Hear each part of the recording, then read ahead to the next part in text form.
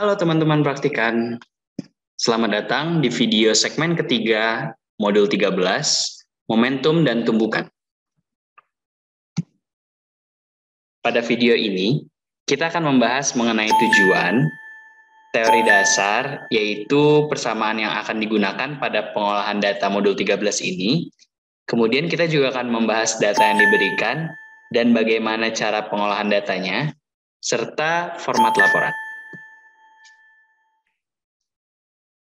Pertama-tama, tujuan dari percobaan ini ada dua. Yang pertama, membandingkan momentum total sistem sebelum dan setelah tumbukan. Dan yang kedua, membandingkan energi kinetik total sistem sebelum dan setelah tumbukan. Pada modul 13 ini, kita akan menggunakan dua persamaan, yaitu persamaan momentum dan persamaan energi kinetik. Momentum didefinisikan sebagai hasil kali massa dengan kecepatannya, atau bisa ditulis P sama dengan M dikali V.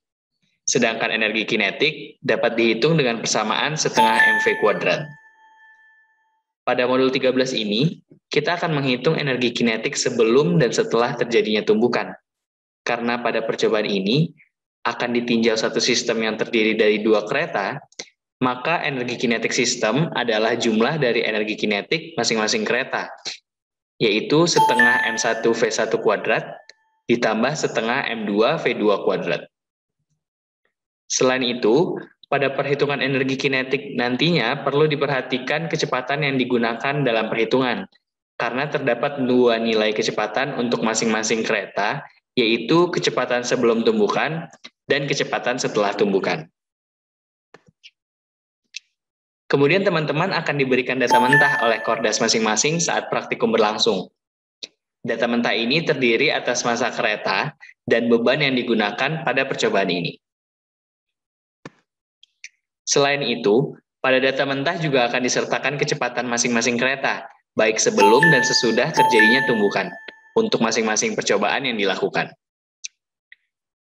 Pada penulisan dan perhitungan nilai kecepatan dan momentum, harap diperhatikan arah gerak dan asumsi yang diambil.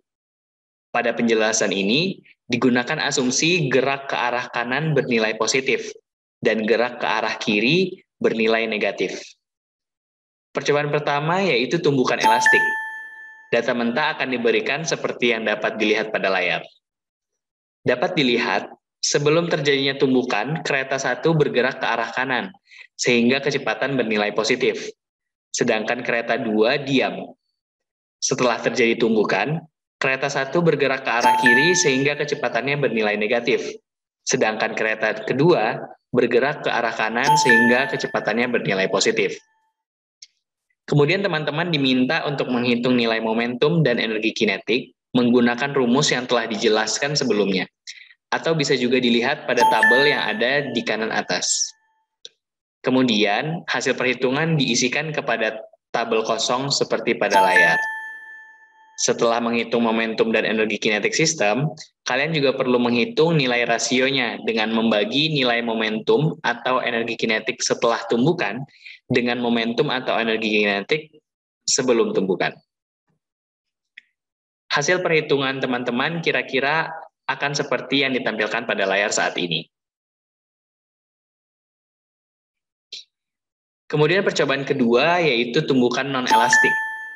Dapat dilihat, sebelum terjadinya tumbukan, kereta satu bergerak ke arah kanan sehingga kecepatannya bernilai positif, sedangkan kereta 2 diam.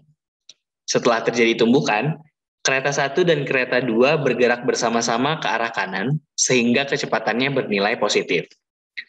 Data mentah yang diberikan pada pengolahan percobaan kedua ini sama persis dengan percobaan pertama. Kalian perlu menghitung nilai momentum, nilai energi kinetik sistem, dan nilai rasio momentum dan energi kinetik sistem. Hasil perhitungan teman-teman kira-kira akan seperti yang ditampilkan pada layar saat ini. Terakhir percobaan ketiga yaitu ledakan. Pada percobaan ini, teman-teman hanya perlu menghitung nilai momentum, sedangkan nilai energi kinetik sistem tidak perlu dihitung. Selain itu, pada percobaan 3 ini, kalian tidak perlu menghitung nilai rasio momentum, Melainkan kalian perlu menghitung persen diff dengan menggunakan rumus P aksen sistem dibagi setengah dari P aksen 1 ditambah P aksen 2 dikali 100%. Dapat dilihat sebelum terjadinya tumbukan, kereta 1 dan kereta 2 diam. Setelah terjadinya tumbukan atau ledakan ini,